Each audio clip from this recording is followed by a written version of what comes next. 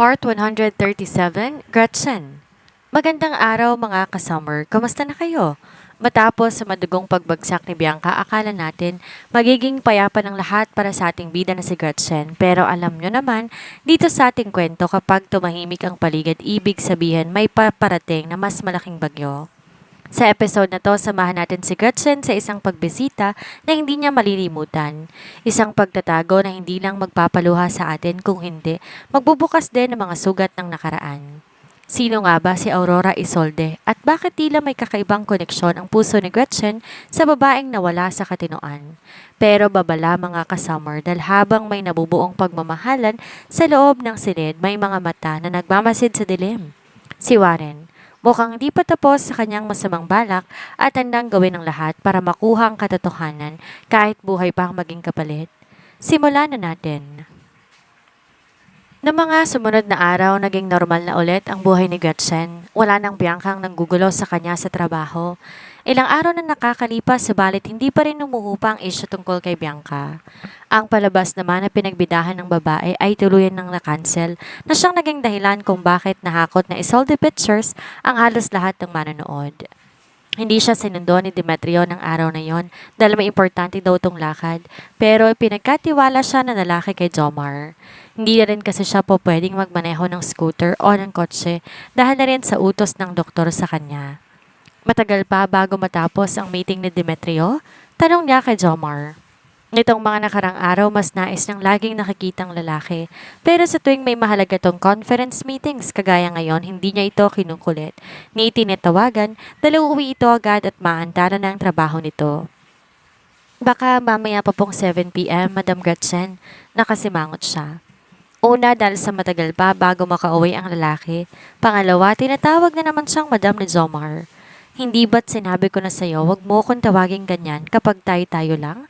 Naiinis niyang sambit. Mahina namang natawa si Jomar. Pasensya na po kayo pero nasasanay ng dila ko. Wala na siyang nagawa pa kundi ang bumuntong hininga at sumandal sa upuan. Nasa kalagitnaan sila ng daan nang bigla niyang naalala si Grandma Hermania. Masyado silang naging abala ni Colin kaya hindi niya na nabisita pa ang matandang babae. Napasulyap siya sa kanyang relo at nakita 3:00 pa ng hapon kaya't napagpasya niyang bisitahin muna ang ginang. Jomar, ihatid mo ako kay Grandma Hermania. Wala namang naging pagtutol ang lalaki at agad na binaybay ang daan papunta sa villa ng mga Okomori. Pagdating nila doon, mas sigla niyang sinalubong ng ginang at agad na inayang magmerienda sa hardin nito. Mas lalo kayatang naging blooming ngayon, iha. Medyo halata na rin ang umbok ng tiyan mo. Maya-maya pa ay punan nito. Tipid naman siyang ngumiti bago napahaplos sa kanyang tiyan. Oo nga po eh. Alam niyo ba kung anong gender ng baby? Excited na akong malaman. Curious itong tanong habang nagniningning ang mga mata sa tuwa. Napanguso siya bago umiling. Hindi pa, Grandma. Pero balak namin ni Demetri yung alamin sa susunod na buwan. Napatango-tango naman si Grandma Hermania. Kung gano'n, balitaan mo ko agad ha? Oo naman po, agaran niyang sagot. Ilang saglit pa nakita niya ang pagbuntong hininga ng ginang dahilan para makaramdam siya ng pag-aalala. May problema po ba, Grandma? Huminga to ng malalim bago napatingin sa kawalan. Naisip ko lang si Bianca. Sa kabila ng nagawa niya sa akin, nakakaramdam pa rin ako ng awa sa kanya. Talagang napariwara na siya, Gretchen. Hindi ko alam kung saan kami ng mga magulang na nagkulang ng paalala sa kanya na wag gagawa ng masama. Malungkot siyang napangiti bago marahang pinisil ang kamay nitong nakapatong sa mesa.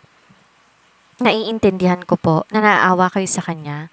Matagal niyo rin po siyang nakasama pero Grandma, wala po kayong pagkukulang sa kanya.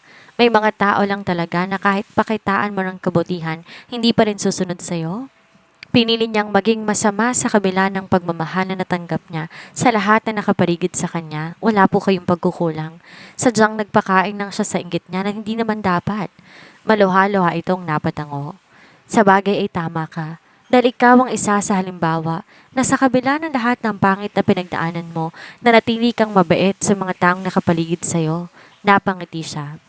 Siguro ang pagiging kontento ang isang dahilan kaya payapang buhay niya kasama si Demetrio. Ang mga pangit niyang pinagdaanan ang ginawa niyang pamantayan para ma-appreciate ang maliliit na bagay. Iba-iba ang takbo ng utak ng tao. Kung ano mang landas na tatahakin ng bawat isa, pinili niya yon. Kaya walang magagawang iba para pigilan kung ano man ang magiging resulta ng hakbang na ginagawa niya. Ilang sandali pa silang nagkwentuhan ni Grandma Hermania bago niya ito inayang pumasok na sa loob. Pagdating nila sa bulwagan, agad niyang napansin ang ilang mga bag na may mga teddy bears at pagkain. May rakad po kayo, Grandma? Tanong niya. Napasulap din sa Grandma Hermania sa mga gamit bago sumagot. Balak ko sana bumisita kay Aurora ngayong araw. Maaari mo ba akong samahan? Aurora? Aurora Isolde? Napakurap-kurap siya. Oo nga pala. Nangako nga pala siya kay Grandma Hermania nung nasa ospital sila na bukod sa regular niya itong bibisitahin, sasamahan niya rin ito sa pagbisita sa ina ni Helena. Pero kung pagod ka na, pwede namang susunod ka na lang sumama. Boses ng matandang babae na siyang pumukaw sa lumilipad niyang diwa. Mabilis siyang umiling at ngumiti. Hindi pa po ako pagod, Grandma. Sasamahan ko na po kayo nang sa ganon makausap po kayo habang papunta tayo sa ospital. Paano na si Colin? Baka hanapin ka ng asawa mo. Nag-aala lang sambit ni Elena. Naalala niya pa nung nakaraan kung gaano to kasiloso pagdating kay Gretchen. Nais ng lalaki na laging nakukuha ang atensyon ni Gretchen.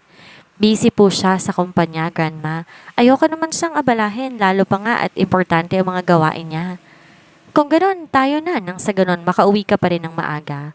Tumayo siya at tinulungan na si Grandma Hermania na magbitbit ng mga dalahin nito. Ilang sandali pa, binabaybay na nilang daan papunta sa ospital kung saan pinagmamaneho sila ni Jomar. Sa hindi naasahan, nakasalubong ng sasakyan ni Warren ang kotse kung saan nakasakay si Gretchen at Hermania. Agad tong nakakuha ng kanyang pansin. Saan pupunta si Mommy? Tanong niya sa tauhan niyang si Omar. Ayon sa balita sa villa, pupuntahan ni Madam Hermania si Aurora Isolde, Master Warren. Agad tumikwas ang isa niyang kilay. Pupuntahan ito si Aurora at kasama si Gretchen. Ano na naman kaya ang binabalak ng matandang yon? Turn the car around. Sundan natin sila. Maotoridad niyang utos. Kalaunan dumating na si Gretchen at Hermania sa mental facility na kinaroroonan ni Aurora. Nakasunod lang siya sa matandang babae habang naglalakad hanggang sa huminto sila sa isang partikular na pinto. Mahinahon ba si Aurora ngayon? Baling ni Grandma Hermania sa nurse na kasama nila. Opo, Madam Okamori, hindi na po siya nagwala ngayong araw. Katunayan, palagi niya kayong hinahanap dahil may pinangako daw po kayo sa kanya. Tugon naman ng nurse. Napatango-tango si Grandma Hermania at sinenyasan na ang nurse na buksan ang pinto. Ilang sandali pa natanaw niya ang isang maganda, subalit napakapayat na babae. Walang emosyon na mata nito habang nakatingin sa kawalan. Siya na ba ang sinasabi ni Grandma Hermania na si Aurora Isolde? Tunay ngang nawala sa katinoan ng babae dahil sa pagkawala ng asawa at anak nito. Agad na nakaramdam ng paninikip ng dibdib si Gretchen na para bang pinipiga ang puso niya sa sakit para sa babae. Nakakaawa ang sinapit nito, maging ng pamilya ng ginang. Dahan-dahan namang naglakad si Hermania papalapit sa kinaroroonan ni Aurora at naupo sa stool malapit sa higaan nito. Inabot niya ang isang kamay ng babae at marahan yung pinisil. Aurora? Mahinang bigkas ng ginang. Walang sagot mula dito kahit nagpatuloy na sa pagsasalita si Hermania.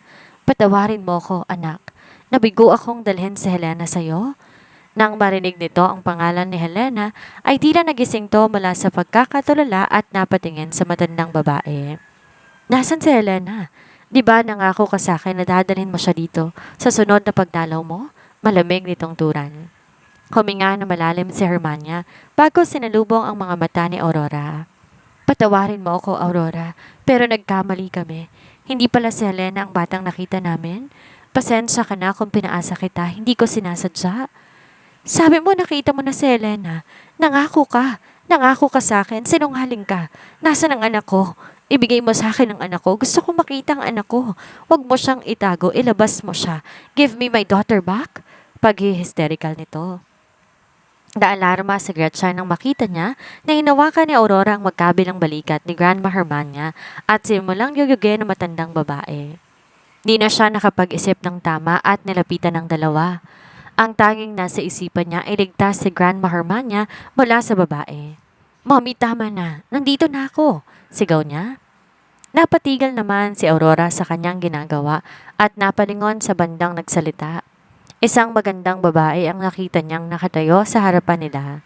Nalaki ang kanyang mga mata sa gulat, kasabay ng pag-awang ng kanyang mga labi. Ilang saglit pa unti-unti siyang napangiti hanggang sa nauwi yon sa isang tawa. Anak ko! Nandito ng anak ko? Aniya at naglakad papalapit sa babae. Nagulat naman si Hermania sa nakita niya.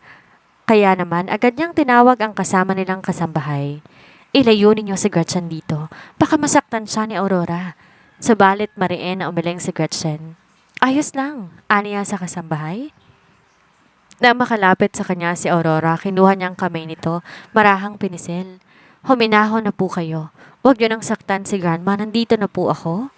Nang marinig ni Aurora ang boses ni Helena, ay tuluyan na siyang napahagulhol ng iyak. Sobrang tagal niyang pinangarap na marinig ang boses ng kanyang anak. Finally, nagkaroon na rin siya ng pagkakataon na hindi lang marinig, kundi makita pa mismo ang kanyang mga mata, ang kanyang anak. Helena, my baby, nagbalik ka na. Mahina niyang sambit habang unti-unti iniangat ang nanginginig niyang mga kamay at marahang hinaplos sa magkabila nitong pisngi. Hindi ako nananaginip, di ba? Nag-aalala pa niyang tanong. Baka bigla na lang siyang magising at muli na namang madismaya gaya ng laging nangyayari sa kanya. Marahan naman tong ngumiti kahit hilam din sa luha ang mga mata nito kagaya niya. Hindi po, mahinang sagot ni Gretchen. Nagpapanggap lang siya pero di niya mapigilan ang kanyang mga luha na kusang pumatak mula sa kanyang mga mata. Di niya lubos maipaliwanag ang emosyon na namamayani sa puso niya. Ito man ang unang beses na nakita niya ang ginang pero pakiramdam niya matagal niya na tong kilala. Siguro nga masyado siyang nangungulila sa kalinga ng tunay niyang ina kaya ganito ang nararamdaman niya. Parang may mainit na emosyon ang humaplo sa puso ni Gretchen nang mahigpit siyang niyakap ng ginang na para bang kapag pinitawan siya nito mawawala siya sa bisig ng babae. Miss na kita anak, sobra-sobra. Sabi nila may sakit daw ako pero ngayon magaling na ako. Magaling na ako kasi nandito ka na. Sadyang nangungulila lang talaga ako sa'yo kaya nalungkot ako. Napatikim siya at napasulya pa kay Grandma Hermania. Tinangoan siya ng babae kaya napangiti na rin siya. Miss na miss ko na rin po kayo. Akala ko hindi na tayo makikita. Aniya na para bang casual lang ang mga katagang iyon na sabihin. Umiling naman si Miss Aurora at muli hinawakan ang kanyang mukha. Hindi papayag ang nakatataas na hindi tayo muling magkikita anak. May diin niyang bigkas. Noong nalaman niya ang pagkamatay ng pinakamamahal niyang asawa at pagkawala ng kanyang anak, hindi niya nakayanan ng lungkot. Hindi niya na maalala ang iba pang nangyari sa kanya pagkatapos silang mailibing si William. Isang araw, nagising na lang siya sa loob ng isang mental facility. At ang katotohanan ng malaki ang posibilidad na hindi niya na makikita si Helena ang siyang tuluyang tumupok sa natitirang katinoan sa utak niya. Tumango naman si Gretchen. Kaya wag na po kayong malungkot. Nandito na po ako. Dadalasan ko ang pagbisita sa inyo para maging mas mabilis ang paggaling ninyo. Masuyo niyang wika. Matabang pinagmasdan ni Aurora ang kabuuan ng kanyang mukha, dahilan para makaramdam siya ng pagkaasiwa pero maya-maya lang magaan tong ngumiti. Ngayon napagtanto ko, kahawig ka pala ng grandma mo. Anito at napasulyap kay Grandma Hermania. Napalingon siya sa matandang babae at maging ito napatingin din sa kanya. Alam mo ba, nung baby ka pa, madalas kaming magtalo ng Daddy William mo kung sino sa aming dalawa magiging kamukha mo. Di ko aasahan na sa mommy pala ang magiging kahawig mo, dagdag pa ng ginang. Nahihiya siyang umiti pero agad yung nawala nang lumapit sa kanila si Grandma Hermania. Kamukha mo rin naman ang apo ko, Aurora. Tingnan mo mga mata niya. Naluluhang tumango si Aurora. Kung sana buhay lang ang asawa niya, sigurado siya, mamahalin at aalagaan itong anak nila. Ang haba ng panahong nasayang nila, hindi na siya makakapayag na mawawalay pang muli sa anak niya. Napatikim si Gretchen at napasulyap sa dala nila ni Grandma Hermania. Naalala niyang may cookies doon kaya tinawakan niya ang kamay ni Miss Aurora bago siya nagsalita. Gusto niya po bang kumain ng cookies? Binili ko yan kanina. Sa susunod na bibisita ko dito, magbe-bake ako para sa'yo. Pag-iiba niya ng usapan. Agad namang nagningning ang mga mata ni Miss Aurora. Marunong kang mag-bake? Marahan siyang tumango. Medyo po. Hindi medyo. Magaling talaga ang apo ko, Aurora. Sobrang sarap ding magluto ng batang yan. Puno ng pagmamalaking singit ni Grandma Hermania. Talaga? Kung ganun, mana ka sa akin, anak. Kapag nakalabas ako dito, ikaw naman ang ipagluluto ko. Babawi ako. Babawi tayo. Tumayo si Gretchen at giniyang muli si Aurora pabalik sa kama nito. Sinubuan niya to ng cookies at dinalhan niya rin ang in-order niyang carrot juice. Masigasig naman tong kumain na ikinatawa na rin ni Hermania. At dahil abala sila sa pag-uusap, hindi nila napansin na isang figurang sekretong nagmamasid sa kanila. Mukhang pinakilala ni Madam Hermania si Gretchen kay Ma'am Aurora bilang anak niya, ani Omar. Umangat ang sulok ng labi ni Warren. Something is not right. Ano pong ibig ninyong sabihan, Master Warren? Malakas ang kutob ko na may mali sa DNA test result nung nakaraan. Pero hindi po ba negative ang resulta ng DNA test? Napatango-tango si Warren. Yeah, even before Bianca could get a hold of the test result, negative ng resulta. Kung ganun, bakit po kayo nag-aalala, Master Warren? Kunot noong tanong ni Omar. Huminga na malalim si Warren bago muling napasilap kay Gretchen. Ang dali niya lang napaamo si Mommy. Gayong di naman siya ganyan sa iba, even me. I felt something different the moment I saw her and now Aurora. Kaya naisip ko, paano kung may nagtamper na ng resulta bago pa man mapasa kamay ni Bianca ang DNA test? Nanlaki ang mga mata ni Omar sa narinig. Pero sino naman ang gagawa ng bahay ngayon? Sandaling natahimik si Warren. Iisang tao lang ang pumasok sa isipan niya na posibleng nakailam ng resulta. Demetrio Colin Yamoto. Naikuyom niya ang kanyang kamao. He saw how protective he is to Gretchen, the hidden meanings of the words he spits against him and their latest feud where he threatened him, plus the fact that the biggest investor of the hospital where the DNA took place was none other than Yamoto. Kaya malaki ang posibilidad na tinago niya ang katotohanan tungkol sa tunay na pagkatao ng asawa nito para protektahan ang laban sa kanya. What a sly bastard! Hindi ba't galing sa villa yang si Gretchen? Tanong niya kay Jomar. Mabilis namang tumango ang lalaki. Ayon sa tauhan natin, nagpunta kanina si Gretchen sa villa para magmerienda kasama si Madam Hermania. Isang maliit na ngiti ang sumilay sa kanyang labi. Nice! Sabihan mo ang tauhan na natin na nasa villa na hanapin ang kubyertos na ginamit ni Gretchen or anything that has her saliva as well as mom too.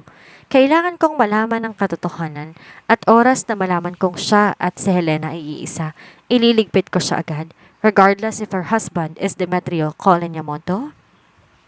May diin niyang bigkas, kasabay ng pagtalim ng kanyang mga mata. Pero Master Warren, kung sakali man na siya si Helena, hindi ba't wala naman kayong dapat ipag-alala dahil kayo nang may hawak ng Okamori Empire?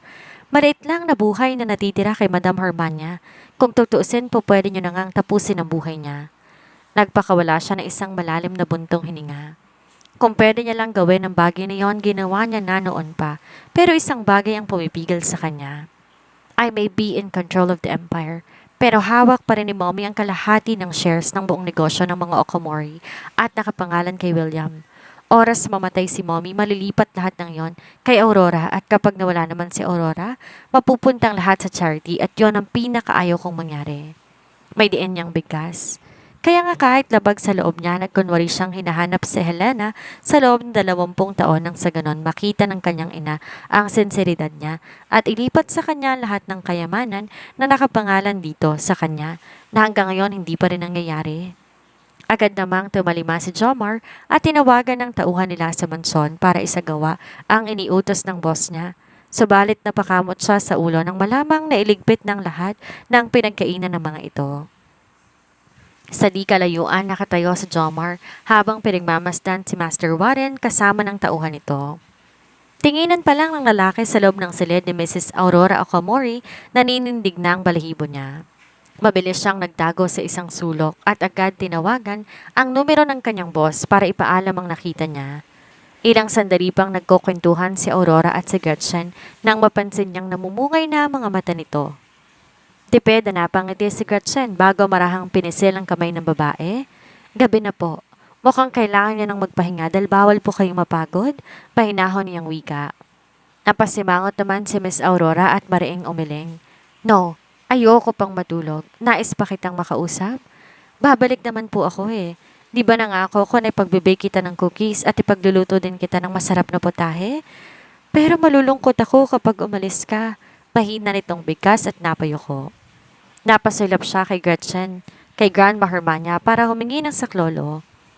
Nais pa sana niyang manatili doon para makasama pa ang ginang pero baka mag-alala si Demetrio sa kanya dahil matagal siyang nakauwi. Ang ipinaalam pa naman niya sa asawa niya, sa Vera lang siya pupunta at hindi sa medical facility. Umupo si Grandma Hermania sa gilid ng kama ni Miss Aurora at hinawakan ang kabila nitong kamay. Aurora, kailangan mo nang magpahinga at pati na rin sa Helena. Nagdadalang tao ng anak mo at hindi maganda sa kanyang mapagod. Baka mapano ang baby niya. Nanlaki ang mga mata nito at dahan-dahang napatingin sa kanyang tiyan. She is pregnant? My baby is already pregnant? Nako mga kasummer, sino ba naman ang hindi maiiyak sa tagpong iyon? Sa kabila ng lahat ng gulo, ang yakap ng isang ina, totoo man o hindi, ang pinakamainit na kalungan sa mundo. Pero habang tumitibok ang puso ni Aurora sa tuwa, unti-unti namang humihigpit ang hawak ni Warren sa kanyang mga plano. Ang aral natin para sa araw na ito, ang dugo hindi nagsisinungaling at ang puso laging nakakakilala. Pero tandaan natin, ang katotohanan ay parang apoy. Maaari itong magbigay ng liwanag at init, pero maaari din itong manunog kapag napunta sa maling kamay.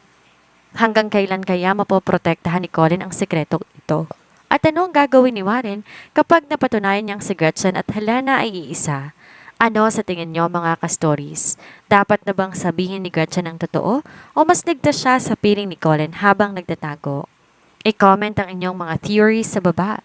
At syempre, huwag kalimutang i-like, i-share at mag-subscribe para sa part 138 dahil sigurado ako mas lalong titindi ang labanan ng talino at kapangyarihan. Muli, ito ang inyong narrator, Miss Sandra, para sa Summer Shans TV. Hanggang sa susunod na kabanata, mga ka-summer. Ingat!